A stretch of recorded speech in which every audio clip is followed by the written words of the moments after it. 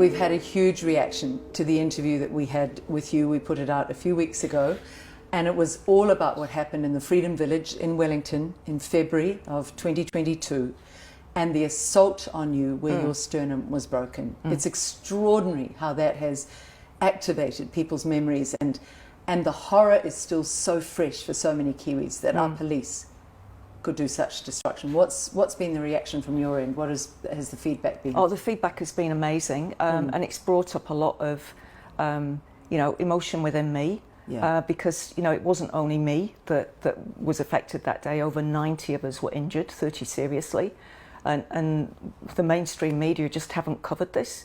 When I've rung the Herald, emailed them, nobody will cover it. You've been the only person that's really given me any coverage, which, so thank you. It's just mind-boggling. So did you send to the Herald that interview we did? I haven't sent them that interview, but previously I've emailed them, maybe half a dozen times, sending them different bits of evidence, updating them with what's happening with either the police or the IPCA, and they just say they can't cover it.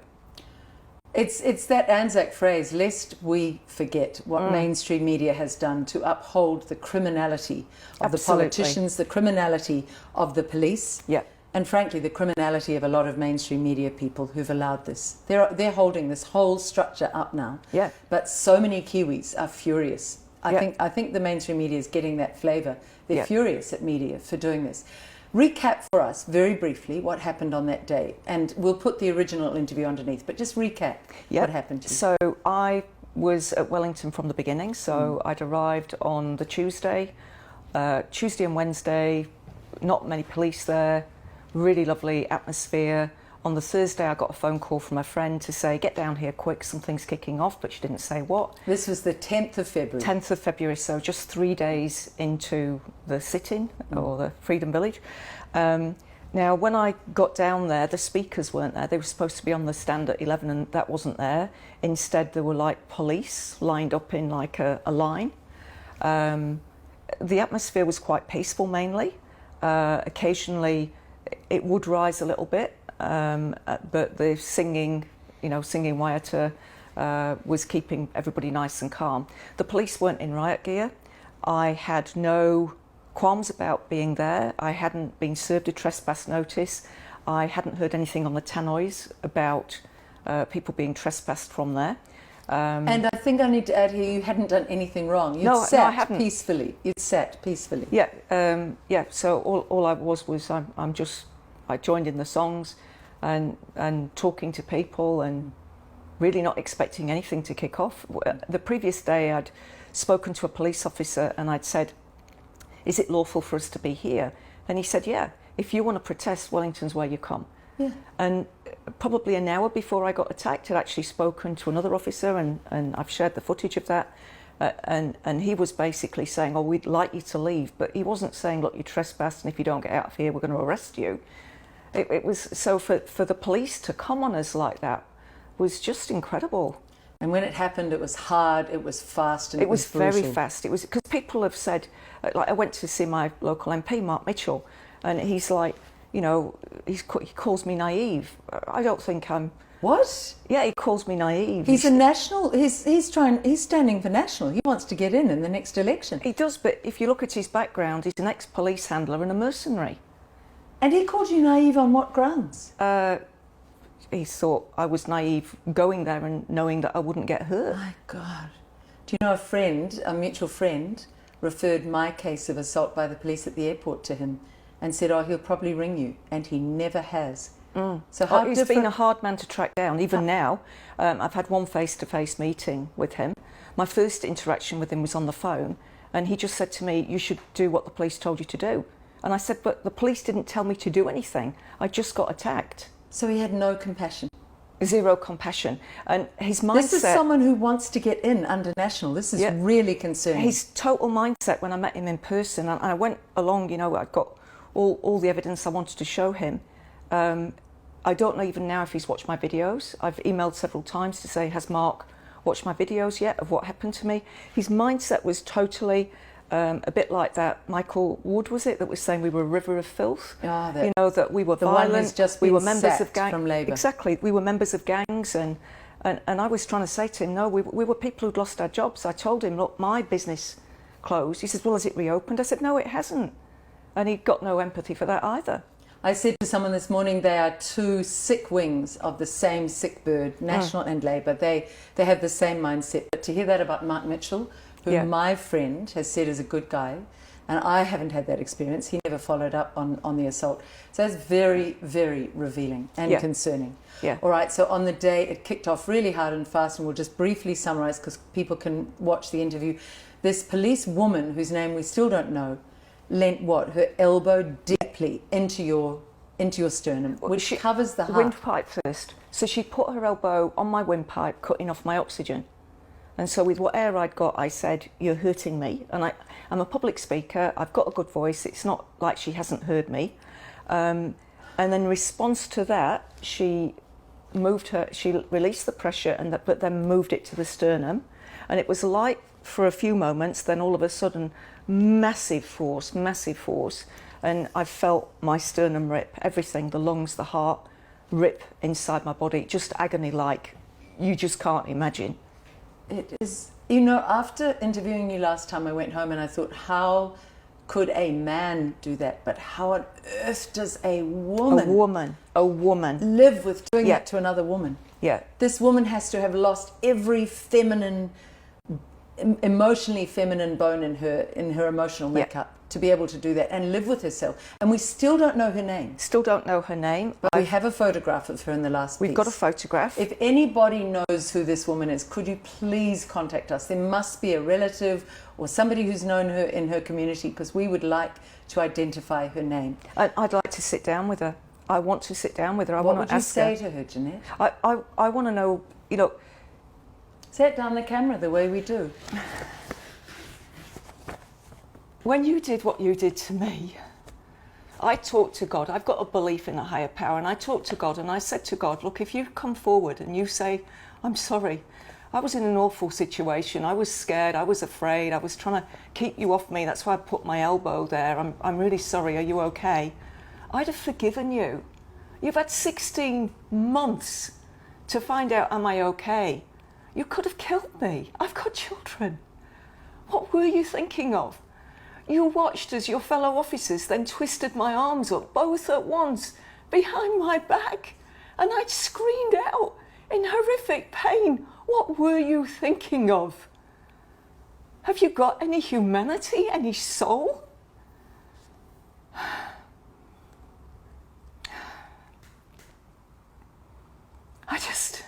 I can't understand the mentality, Liz. You know, we can all make mistakes. We can all get put in situations where, you know, things happen. But for God's sake, you say, look, I'm sorry. You put things right. You meet the You don't person. lie to the IPCA. And that's what we've come here today to talk about, your independent police complaint authority experience. But my God, that message will haunt whoever you are to the day you die, unless you meet this woman and you put it right. I promise you on your deathbed, this will come back. You don't get to behave like that. The moral arc of the universe is long, but it always catches up with you. It bends towards justice. What a brute. Okay, we need to talk about the IPCA, because this is where so many of the protesters thought, oh, well, they were terrible, the police force, under this terrible police commissioner. But at least I can go to an independent police complaints authority who will independently look on. What we've heard over and over is seems to be zero independence from the police. They seem to have completely capitulated and in many cases been willing to lie. It is so disappointing. So what have you found, and what happened with your IPCA complaint? Right. First thing was with the IPCA, right from the off, I was suspicious that they are independent. And the reason for that, even though their website says we are the one place that, you know, keeps the police accountable, they've got the same coat of arms. And so two people at the IPCA and one of the investigating officers, I have said, why is it the same coat of arms if you are independent? And nobody's been able to give me an answer to that. Now, they just give silence. They just don't know. They just like shrug their shoulders, don't know, but aren't bothered about asking.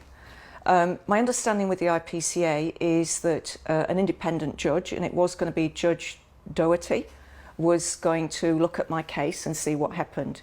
Now, I got suspicious when the whole report about what happened at Wellington came out, and mine wasn't in there. I was included in ones that weren't complete, and I thought, I wonder if they've done that so they don't have to mention the one with the broken sternum that was assaulted by 5 officers. Just for people who want to know about the IPCA, what's the protocol? Did you have to write a full report of your injuries for them? Did they come and interview you? Did they do it honourably? What was that part of the experience like? Right, so firstly they took 12 weeks to get in touch with me after 12 I'd weeks. reported it. 12 weeks? 12 3 weeks. months? 12 weeks before they got in touch with me.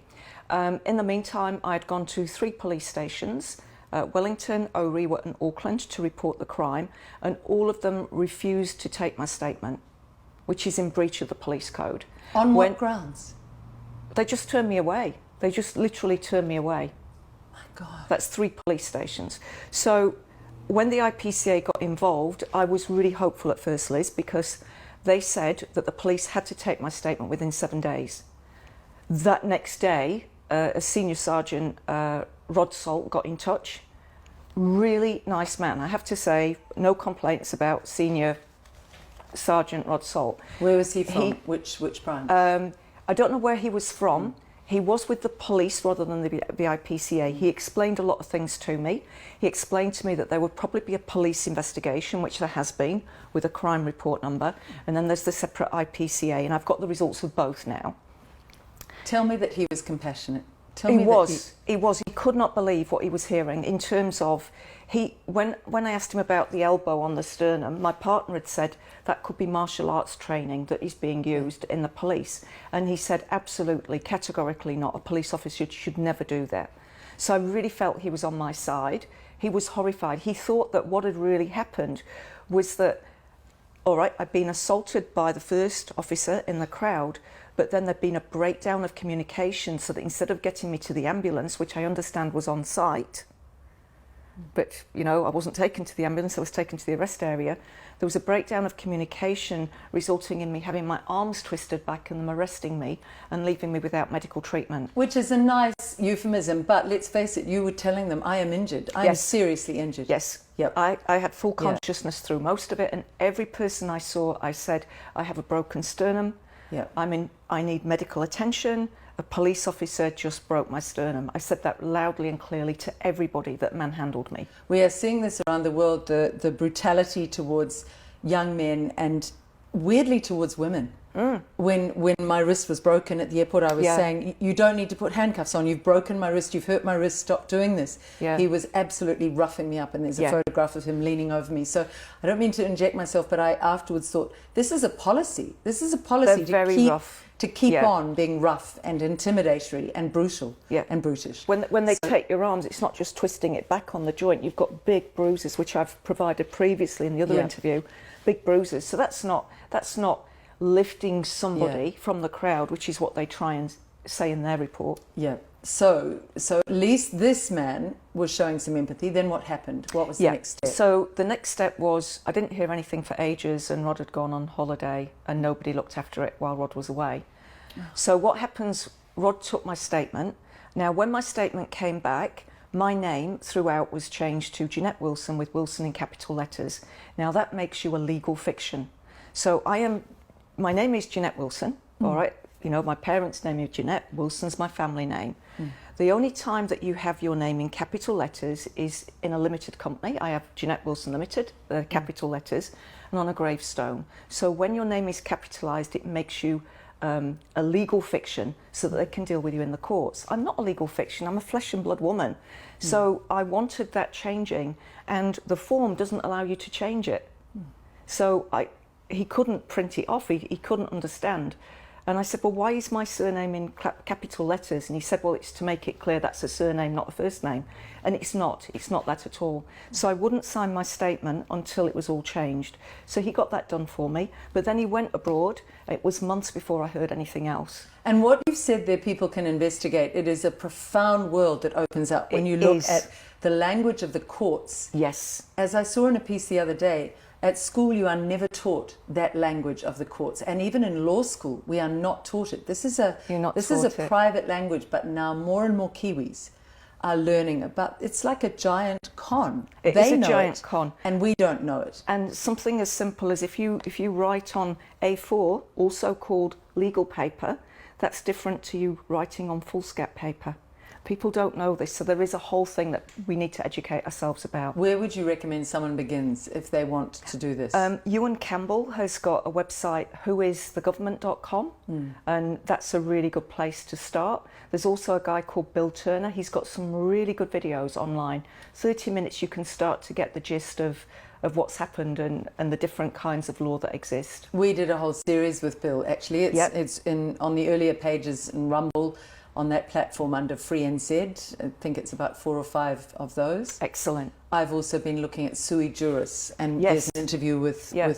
So there are a number of people around New Zealand who are helping people to wake up. Yeah. Okay, so you did get the name the way you wanted, but it was taking time. What happened then? All right, so then the next thing is then the IPCA send out their own investigator, and we didn't get off to a good start for some reason, and you could feel it energetically. He wasn't as friendly as Rod was, and I sort of got the impression he'd got his own view on things, but as I showed him the video footage, he came round to my way of thinking. So I really did think, I still had faith that when the report finally came out, I would get justice. Do you remember his name? No, I don't. No. Okay. Now, so by now we're at what, about 5 or 6 months from the event, from the crime? Yeah, at least I would say. Because it was a crime, it was an assault. It was a crime, yeah. Okay. And one of the things Rod had said, it was that in the police investigation they'd look for, is this a crime, criminal law, or is it more an employment issue where we need to retrain a member of staff, you know? An assault is a crime? Oh, absolutely. Absolutely, yeah. Right, so then what happened? So then what happened was 20th of March this year, the IPCA report came out and they let me know that was going to be coming out, and then I couldn't be included because mine wasn't complete. Yeah. And the reason that my investigation wasn't complete, this was the 20th of March of this year, was that they couldn't identify one of the police officers that assaulted me because he was wearing a face mask. I mean, the obvious question is, was there any evidence of the number in the film footage on his shoulder? All the people that assaulted me, they were wearing high-vis vests that covered the number. That is just completely illegal. I mean, Andrew Costa, the head of the police, has so much to answer for now. Absolutely. This all comes from a rotten head of the snake, you know, and these people think they can get away with it because their leader will allow it. And let's face it, the politicians will allow it too. Yeah. So there's rottenness right through this. Definitely. Okay, so this is just shocking. So how was the actual report about all the others who've been injured? It was a whitewash, wasn't it? It didn't do anything. Yeah, I'd cut it up, use it as toilet paper myself. I remember people just being gutted. Just unbelievable. You know, let's arm the police better, let's have the better planning next time. Yep. There was nothing about the 90 of us injured on the 10th of February. It wasn't even in there. It's disgraceful. And then we have all the, what I called the glove puppets on TV1 News and TV3, just talking about it as if it's a jolly nice thing with a nice ending. No journalist investigating it. Yeah. Disgraceful. Disgraceful. The whole thing. And we know, Kiwis know who are awake. So we're all looking going, oh my gosh, the police lie. Yeah. The media lies and the politicians lie. So they're just showing us who they really are. Yeah.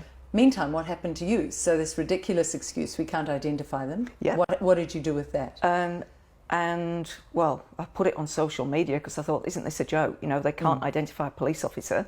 I've got video of the sergeant directing him, you go over there. I've got video footage of this officer with his arm around a colleague, the female colleague that had her elbow. Well, either they know each other and they've got a very friendly relationship, or he's been inappropriate with her. All the other cops in the line, on all the other footage I've seen, they don't put the arm around the shoulder, they hold the belts. So she must know him, otherwise you'd slap him, wouldn't you? You know, if somebody suddenly puts their arm around you. So it didn't make sense to me that they couldn't identify the officers, so I thought that was a bit of a whitewash, which then made me wonder, is he a police officer? Wow. You know, was he somebody else from, say, corrections, or was he from overseas? Is he a New Zealand serving police officer? These are all valid questions. Very and before valid. we go deeper with that, I want you to give me an idea, and I have an idea of what your answer will be, what it feels like as someone so abused to have that dismissal, that facile, superficial treatment of a case that's so serious. How did that feel for you as the victim of this crime?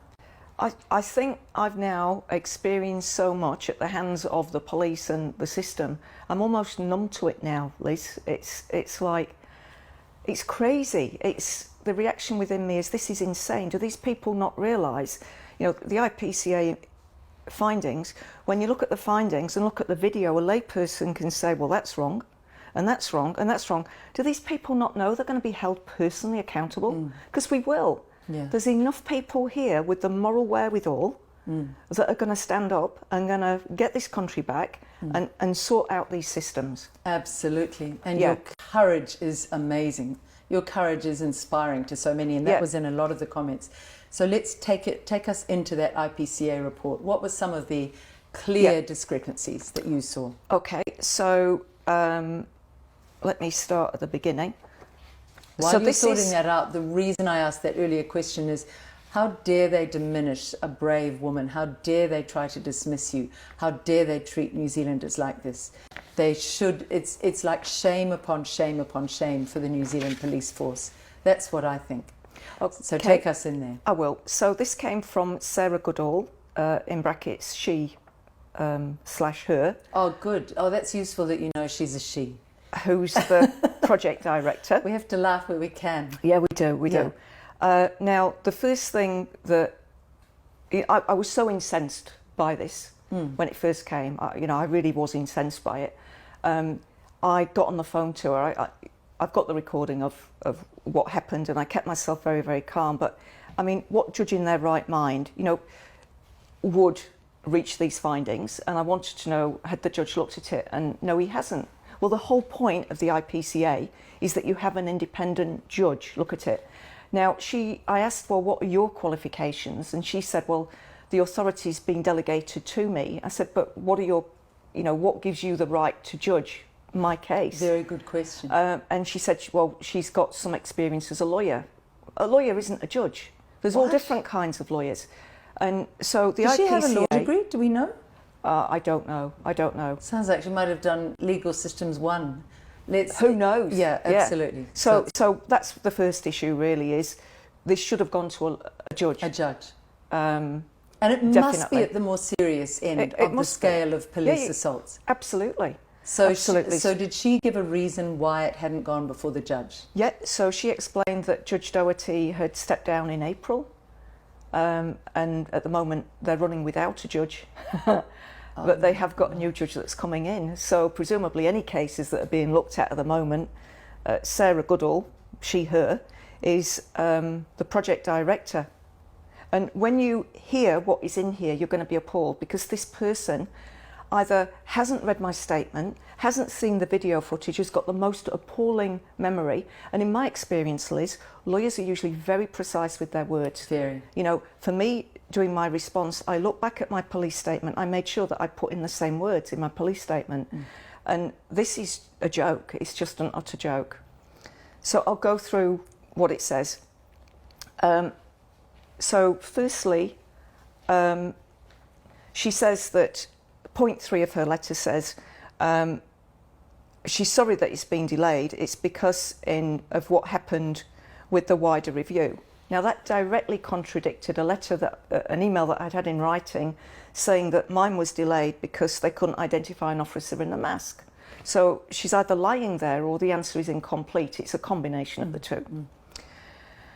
Then she says, it's not necessary to repeat the details here, as the background of this matter is, of course, well known to you. That's extraordinary. A lawyer would never do that. She sweeps away many of my complaints about the perjury of an officer, the assault by 5 officers, just swept away with a nice stroke of the pen. It's not necessary to repeat the details here. And then she brings I think it's a 13 or a 14-page statement to the police. She reduces it to 4 bullet points and misses things that I'm complaining about completely.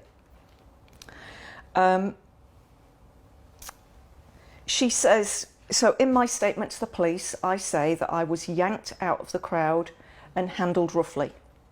She changes my wording completely to say, in a manner that was not considerate of your injury.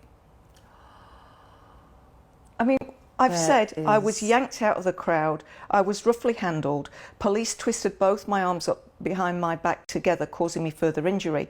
And she changes it in the report to, I'd complained that police handled me in a manner that was not considerate of my injury. Well, that's rubbish. That is disgraceful, and we have video footage of all of that. Yeah.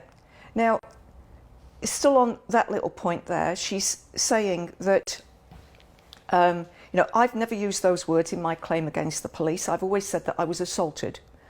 I wasn't arrested. When I was in the crowd, I hadn't been arrested. So anybody laying their hands on me, a bystander or a police officer, could be guilty of assault. If they do something to me, that can be assault.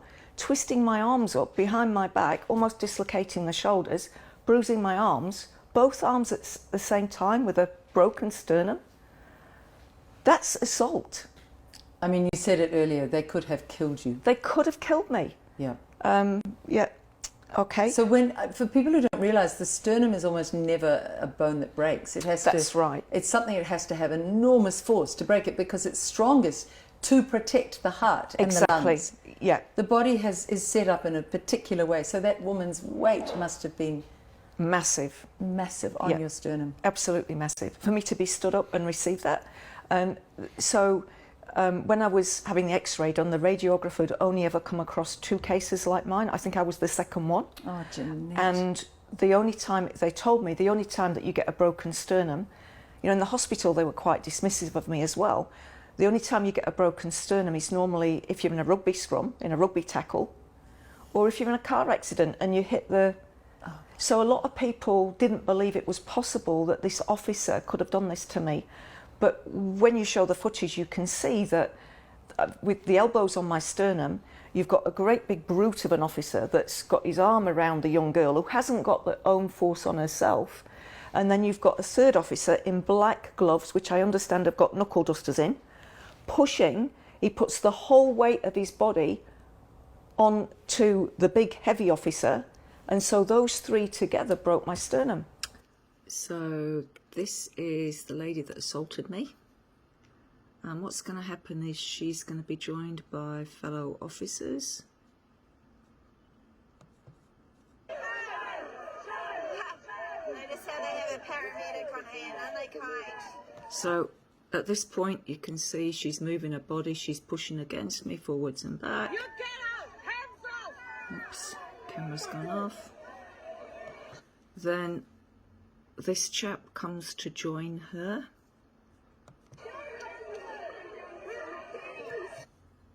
Followed by another chap, a bald chap. Leave it alone! Leave them alone! And then, hopefully I've stopped this at the right place, you can see the chap that's bald with the black gloves. Here, these 2 are talking about something, by the looks of things, and then this guy starts to put his full body weight on me. Shame on you! Shame on you! There we go, and you see the girl at the front has got her elbow on my sternum. Whether she's turning to tell him what's happening, I'm just not sure, but worth seeing that one, I feel. Oh, so the 2 men were sort of putting weight on her to help. Yes, and I've got that all in video footage, and I've provided it to the police and I've provided it to the IPCA. So when we did the first interview, I just thought it was the woman. And it was just the woman. When it first happened, when she placed her elbow on my sternum, it was just her. But by the time the elbow came down here and that force was applied, there were 2 more officers behind her. This is like sort of Mossad training out of Israel. We need to find out where these people have gone to get training, because it feels very intentional then. There is no doubt that's intentional. The whole of the rest of the line, you've just got officers holding each other's belts, no violence. But where I am, I've got that team of 3 that came in for me. What has changed our police into thinking it's all right to assault older women? What on earth They shouldn't assault men. They shouldn't assault anybody. But as you say, in the fullness of time, these people will be held They'll be held accountable. It takes time. Let's go back to the IPCA. What else? Did Sarah, what's her name again? Her name is Sarah Goodall. Sarah Goodall. Does anybody know Sarah Goodall? The project director.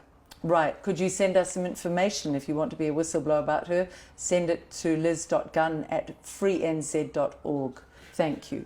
All right. What else? Next bit, she says, you were told by a female officer that there was nothing wrong with you and she accused you of being a drama queen. They were two separate officers. In my statement, I make it clear that while I'm in the crowd, just after my sternum has been broken, before they dragged me out of the crowd, a female officer on my right, dark-haired, said, she's just a drama queen. My God. All right. And then after I've been left on my hands and knees in the arrest area with no medical treatment, the constable, Emma Smith, said, nothing wrong with you then. So this Sarah Goodall has linked my two statements, which just shows complete lax. Yeah. She's not, a lawyer is fastidious about details. She clearly has no real there's no legal fastidiousness training. here. There's no accuracy. No. Make a big thing here. We examined many hours of video footage as part of our review of police actions. I sent them an A4 sheet with little cartoon, little slips of the video, Herald video, this timestamp, Stuff video, this stamp. I did little clips. I edited them, so they only needed to watch. You could probably watch everything you needed to see in 20 minutes and see it from start to finish. I was really, really helpful and very, very thorough in what I provided. There's no reason I consider that this should have taken so long. And that sounds like empty, meaningless verbiage to me. Yeah, None absolutely. Of it's been, yep. Absolutely. What else? She says, we interviewed the police officers involved. Well, no, they didn't, because the big guy, the person that you would think plays rugby, behind the dark-haired lady with their elbow, they've never been able to identify him. How can they conclude the investigation when they don't even know who this man is, or even if he is a police officer? Absolutely. And taking us back, this was why your case was not included in the main report, because they couldn't identify him, and yet they're saying, so she's contradicting herself. Contradicting herself, yep. She says that the police were holding ground. No, they weren't. We, the people, we were holding a line and the police pushed into us. Yeah. Every video, anybody can go, you can go look on Herald or stuff, 10th of February, look at their footage, and we, the people, are stood there peacefully. The police push onto us. Absolutely. We're not trying to get into Parliament. Why? No. It wasn't that kind of event. I was down the other end of the line with two young officers there saying, your grandfather fought so that we have the right to stand here peacefully and demand that the politicians who we vote in listen. Yeah.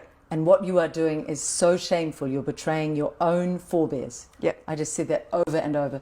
There was no violence from us. No None. violence, no. All right. Next one. Yep. And my next one is, she talks about, I'm lifted from the crowd. I wasn't lifted from the crowd. I was dragged out. You can see it on the video. I lose a shoe. The dragging is so fast. Yeah. They dragged me, with both arms violently twisted behind my back. That's not lifting me from the crowd. And you were screaming, I'm in pain. Yeah. I had 3 or 4 loud screams when I was in the crowd before they extracted me, because I needed to let everybody around me know that, hey, I've been injured. I'm not an idiot. I know that I wasn't in a dangerous situation before they broke my sternum, but once they had broken my sternum, you don't want to be in a crowd.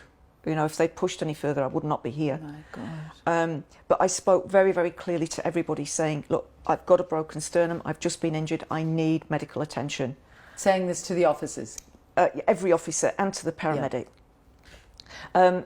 The IPCA is trying to say that I was in the effect of a rugby scrum. People were pushing me from behind. Nobody pushed me from behind. I didn't even feel another person behind me. No. I was just stood there with my feet solid. I got my arms linked, but all the force came this way. I didn't feel I was in the middle of the mob. I'd have probably been quite claustrophobic. You know, as a childhood, I once went to a police concert, and that was scary. That all those people around you. It wasn't like that at all. Police, the band. It not was police, only the police, not the police, different police. The nice police, not the bullies and police, thugs that we're talking about here. Yeah, Right. a different kind of very different pop concert. Yeah. So I know what it's like to be in that kind of atmosphere. It wasn't that. The force only came from the police, and it's obvious on the video. They say that there is no evidence that the female officer intentionally applied this pressure. No other officers down that line had their elbows in anybody else's windpipe or sternum. My God. And I want to say as well, there was absolutely no need for her to do that. At the time she did that, there was nobody stood behind her. There was just her. You know, she was the front line. There was just her. There was people either side of her, but there was nobody behind her pushing her. So why did she put her elbow on my windpipe and then my sternum? And people will ask this, so we'll just clarify this again.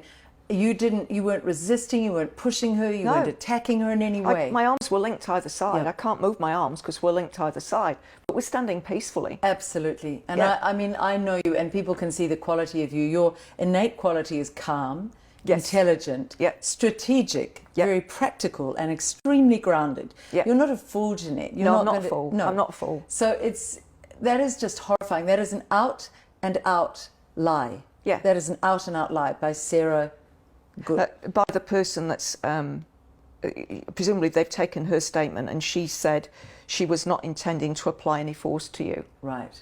Yeah. But you have not found out that officer's name from this report? No, don't know that name. No, don't know any of the names, none of them.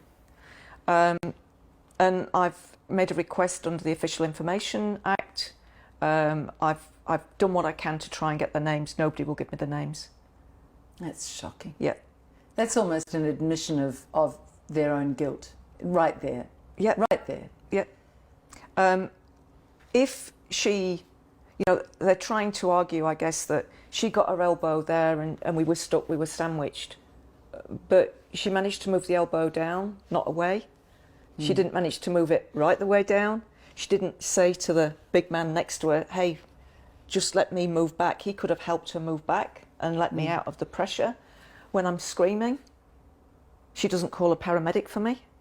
When she sees officers, so no, this is a woman, I would say, with no compassion, because she would have done something. Did you hear the police sound? Did you hear the crack? Yes. Was it loud? It's internal, and you hear it. It's a gut-wrenching sound. It really is. I've never broken a bone in my body. I mean, that was something they asked me at the hospital, you know, have you got brittle bones? I go to the gym every day. I've got a really good diet. Do I look unhealthy? No. Yes, I'm 60 years of age, you know, and I'm not big. You know, I'm 5'4" and 60 kilos. You know, what threat was I to anybody with my arms interlocked either side? I was no threat. So why attack me? Why attack me? That's what we've got to focus on, is why did they do that? That team of three, why me? Why not anybody else in that row? Do you have answers to that? I believe I do. I can't prove anything, and I can't make any claims, but I was quite vocal on the front line. I was saying to the police, who is it you work for? I did the same. Yep, who is it you work for? Are you working for the people? You're working for the corporation. Who pays your wages? Who is your oath to? You're supposed to be peace officers. These are crucial questions. If you act on us, you will be breaking the law. So I was very vocal. I wasn't aggressive. You can be loud, but not aggressive. So I was loud. I'm not afraid to speak my mind. But they are really intelligent, important questions. Yep. Okay, what else? Do the lies just keep coming and coming and coming in this IPCA report? Yeah, they keep coming. So the next one is, and I'm not doing all of them, Liz, because you know we'd probably get bored here. It's not bored. It's just we make the point and we make it strongly. Yeah, we can see there are lies. Really, my question should be flipped. Was there anything that was truthful in there? Was there anything that reflected the truth, that honoured your suffering, that showed some humanity? One finding was that I was wrongly arrested. All right. So knowing that I was wrongly arrested, that means that everybody that assaulted me, they're only allowed to put your arms up behind your back if you're arrested. I wasn't arrested in the crowd. What are they doing twisting my arms up back then before I'm even arrested? And then when I did get arrested and they decided, oh no, that's a wrongful arrest, you can read all about that on page 5 of the main report. There's no them taking responsibility for what they've done. So they're saying, oh yes, we admit you were wrongly arrested. Oh yes, we admit there was a breakdown of communication and you should have been taken to an ambulance rather than, they don't say to an ambulance, we should have given you medical treatment rather than arrest you. Do they say that the officers will be called to account? Nope. So there's no consequence for the officers who behaved badly and wrongly arresting you? No, and the Emma Smith that perjured herself, that was one of the arresting officers, that didn't read me my rights and that has lied, perjured herself on court documents, in the disclosure documents, she's been promoted to a sergeant now. And this lady, Sarah Goodall, refers to her as being a sergeant when she wasn't. So they don't even know what they're doing. They really, this is an absolute nonsense. I think a lawyer would have a field day with it, to be honest. Where would you like to take this now? Is there an appeal or is it worth There's no point going to the IPCA. I consider that they are this own little private court where the police's dirty laundry can be aired in secret. a token way. They never tell you what people have said. They don't share that. And then we just sweep it all under the carpet and we just hope you'll go away now. Because on the website it says we are the one place where, you know, we keep the police accountable. So they imply to you that that's your only choice, that's your only option. And now if I'm not happy with their ruling, I can go to the Ombudsman. But it was the Ombudsman in the beginning that said go to the IPCA. So I know there's an avenue for me to go using common law, where I can make claims against each of the 5 officers that assaulted me. I've got ample evidence for that. Do we have any image of that big policeman, the one they said was masked, that we could not identify when I first interviewed you? It is funny you should say that, Liz, because it was a freak thing just yesterday. I was showing the footage of what happened to me, a couple in my home, and I went to the wrong clip and I went to the wrong time, and there was the man without his mask walking towards the camera. I've got an excellent shot. We shouldn't have any help now with your help and your viewers identifying this man. And then the IPCA can go and interview him and find out what his account of this is. But let's just not forget that this report says they went through hours of footage and could not identify the man. And the footage was there all along. It was there. So another I lie. sent it them. Another lie. It was there. And he's there walking to the camera with his mask off. You can easily identify him from that. Let's bring that still shot up. We'll just ask, behind this shot, I'm saying, could you look at this face and please, anybody who knows him, who can identify him, who can send us his name, send it to liz.gunn@freenz.org. This man, this thug, this assaulter, we need to bring him to the attention of the IPCA and say, we've done the job you didn't do. This is just appalling. What an extraordinary thing that you've just seen his face. Just found it yesterday. So what do you think you'll do? Where do you think you'll take all of this bundle of injustice on top of assault, on top of grave injustice? You never deserved any of this, Jeanette. No, I didn't deserve any of this. When I was talking to the officer that came, the one that I don't know his name, he came on behalf of the IPCA to interview me and get a second statement. What I said to him is that, number one, I would love to sit down with the girl first, the young woman, who placed her elbow on my sternum. I want to understand what was going on in her head. That's what I wanted. But this is like 6 months ago now, at least, probably 9 months ago. Because I do believe that we can all make mistakes, we can all be put in very difficult situations, but I also believe that having honour is very important. You build your reputation over a lifetime and it can be gone in seconds, and I wanted to give her the opportunity to move into honour, to apologise and say, look, what I did, I'm sorry, I was wrong, I was frightened, I didn't know what to do, I was panicking. I've thought about you since and wondered how you're going. I care about you as a fellow human being. That would be You Yeah. know, I've laid awake at night wondering, you know, are you okay? But there's been nothing. Now it's obvious she's lied. She's absolutely lied. Because, you know, placing your elbow on somebody's windpipe, you do intend harm. Who does that to another human being? I'm a great believer in giving people the opportunity to move into honour and put things right. I feel the time for that now is gone. So one avenue for me is common law, to actually go for these officers individually. Because there's no alternative. They have to be held accountable. This is the thing. It's not about money. I actually don't care about money. It's, if I don't do this, then the next protest by New Zealanders anywhere in New Zealand, these police can behave how they like, break your sternum or worse, and they're going to get off with it scot-free. We have to hold the officers accountable. Now, it's not okay, I think, to just go for the officers, because they were put in a very difficult situation. Some officers behaved well, some didn't. Some good officers watched their colleagues behave in a bad way. They did nothing. So it's not just the officers, it's those around them that also need to be pulled into this.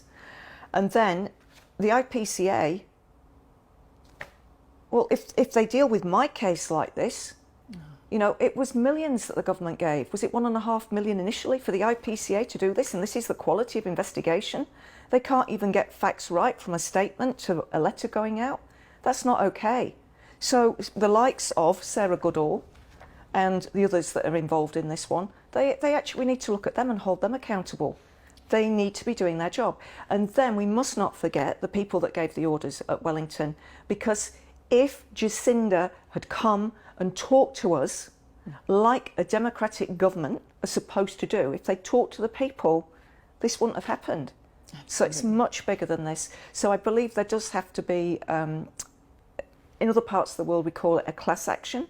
Here in New Zealand we have what's called a representative action, where a group of people that are injured get together on behalf of the 90 that were injured, the 30 seriously, on the 10th of February, and we do a class action about, you know, against the, I guess it will be the government and the police, because, you know, we can't let the minions, if you like, take the brunt of this.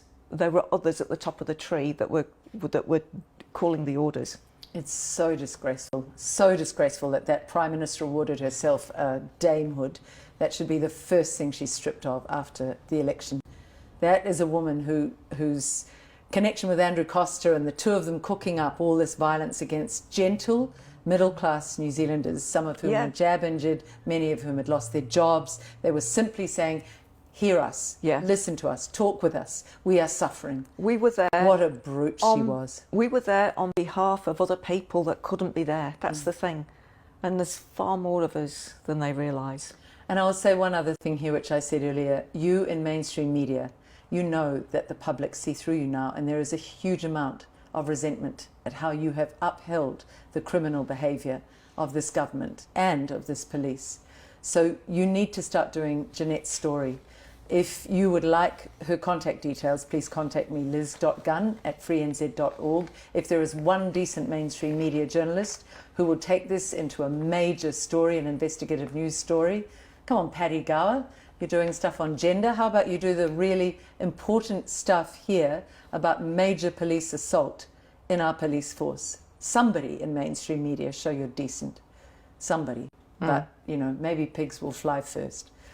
Let's then go, what else you would like to say to finish up, Jeanette? Yep. So with the IPCA not being worth the paper it's printed on, the only thing I got to hold on to was the police investigation. You know, they were investigating to see, was it a crime? Was it criminal? Did somebody need to go to jail?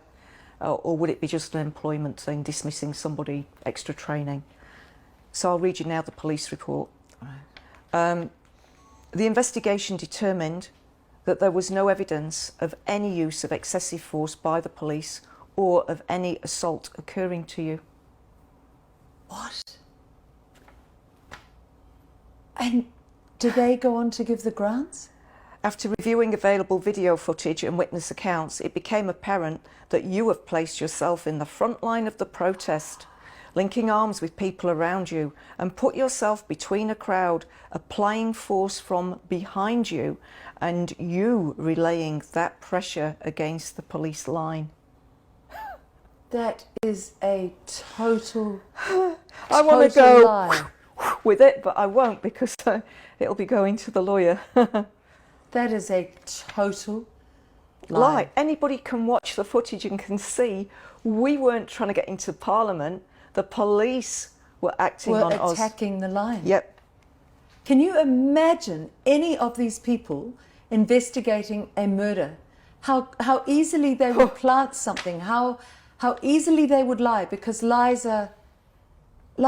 Is there anything redemptive about this letter? What do they go on to say, Jeanette? Okay, I'll just say it's signed by Inspector P.M. Hegarty, who is the Police Professional Conduct Manager, Canterbury. I've only got it now because it's dated the 25th of May. They sent it to the wrong address. It's just... What? Is there any acknowledgement of the pain and suffering in that letter that you went through? No. Nothing. No, I'll read... I mean, Keep going. This investigation is now concluded. This is Yours major sincerely. corruption. It really is. It's crazy. It's crazy. The investigation determined that there was no evidence of any use of excessive force by police or of any assault occurring upon you. So I guess I just stood in the crowd and manifested a broken sternum and bruises up my arm. Jeanette, how does that make you? It makes me feel sick. It makes me feel physically sick, the level of dishonesty, the level of inhumanity, the lack of integrity is so vast. Yeah. The corruption of the human soul in that. Yeah. I mean, even if they say, right, we're not sure that that officer broke your sternum in that crowd, I wasn't arrested, and there's clear video footage of the officers twisting my arm up behind my back when I'm not arrested. You can't do that. It is assault. So how can they say that's excessive force? It's like... When you referred to National's Mark Mitchell, yes, and you said he wasn't interested, and you referred to him as a mercenary, what was that reference earlier? I didn't follow up on that. Well, what happened was my local board member, a really good guy, Andy Dunn, got in touch with me to say, look, he knew the struggle I was having here, so he said, go talk to your MP, I will go in with you. And we must have been in a lockdown because I couldn't see him in person, so we did it on the phone, and I told him my story, and he just said, you should do what the police told you, and that was it. And then after a few months, that was Mark Mitchell. After a few months, I thought, no, I have to go back, and I went in by myself. I didn't take the board member with me. I want to put me good big girl undies on, go in and show him what's happened. So brave. But before I went in, I thought I'll just go find some stuff about Mark Mitchell. So I googled him, and it turned out he was an ex-police dog handler for the police. So I thought, oh yeah, he's going to be sort of biased. But then I read that he was a mercenary in Iraq, and when asked before he stood as an MP whether he'd killed people, the response was there were casualties on both sides. Oh my God. So I sort of knew what I was going in to meet. On the surface, he seemed very, very nice, but even now, I don't even know if he's watched my video footage. When I met him in person, there's been no concern. When I met him in person, he wanted me to send him the IPCA statement saying they couldn't identify the man in the mask. He did not believe I would have been told that. Well, I sent that in. I got no response back from that. I've since sent him the IPCA because the girl in the office asked me to send this in when it was complete. This confirms I was wrongly arrested. There was a breakdown of communications. I should have been given medical treatment rather than taken to the arrest area. But they're saying I was given medical treatment. And my request is, well, who gave me medical treatment? Because I wasn't. There's no sign of that. I wasn't given medical treatment. One of the things that has also transpired is I'd got a complaint about the paramedic because the paramedic, Wellington Free Ambulance, he was right there when I was screaming in the crowd. They dragged him over, but he watched as my arms were twisted up behind my back. He then lifted me with the help of a male officer, once with a male officer, once with a female officer, causing me to pass out. causing me more pain, and so I wanted to complain about him. And in their response, they tell me there was an ambulance at Wellington, ready. So why was I left on my hands and knees for over an hour?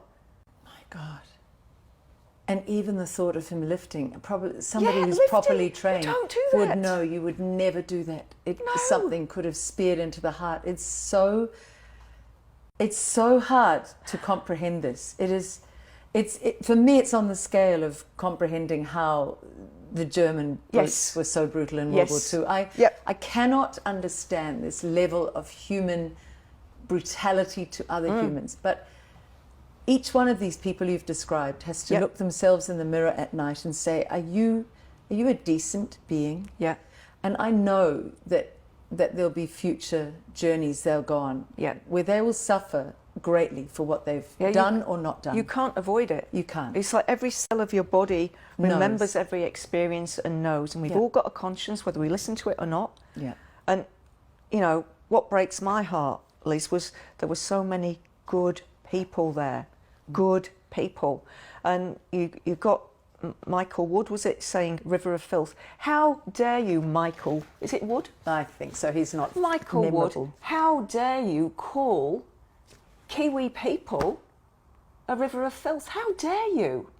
And media, how dare you uphold it?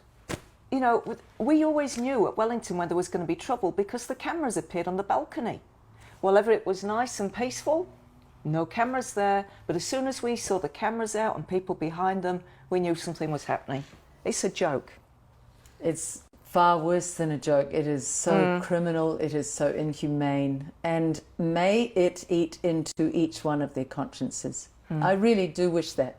I wish that it eats into them late at night, early in the morning, in those morning hours when they hear the cries and they know they've been part of something so evil. Yes. That eventually, at least some, may find their way back to some humanity. Yeah. Jeanette, you are simply an extraordinary woman. You're an incredible leader in this country. Your courage to keep going through all the discouragement will inspire so many others. Yeah, they won't stop me. How can the rest of us help you? Do you need money? Do you need donations for this? What would help you? Longer term, yes, but not just yet. But when we find the right barrister, then I think a class action or what's called a representative action here in New Zealand will be the way to go. But not right now. I can't give you any information about that. Yes. But I think we do need to hold people account, and the only way really to get to the people at the top is through legal means. Yeah, as corrupt as that system may be, that's one of the avenues available to us. Civil litigation, absolutely. And if there is a barrister out there who would like to take this on, and there are now millions of us in New Zealand who are awake to the brutality that's gone on here, we will laud you. You will be a treasure because somebody is willing to stand up ethically, who is fully trained in law and help and support Jeanette and the group who will go with her. Please, again, liz.gunn@freenz.org. Jeanette, just keep in touch with us. We're always here for you, and this is an ongoing story. So many Kiwis love and admire you. Just, you know, heartfelt thanks, Liz, seriously, because you're the one that's telling my story. You know, nobody out there, radio stations, TV stations, nobody will cover this. And when we think about it, it's too heartbreaking almost, but this is February the 10th, and then there was March. Oh, yeah. All of those poor people. Yep. I saw some footage the other day. It was like a war zone. War zone. It was. People with their eyes absolutely inflamed and in pain and groaning. It was to think that our own government in New Zealand did this to us in New Zealand. And all those, there are good police there, and they haven't turned in their colleagues. They should have turned in their colleagues. That's an incredible note to end on. Yeah. So this is a to be continued, Jeanette. Thank you. Thank you, Liz.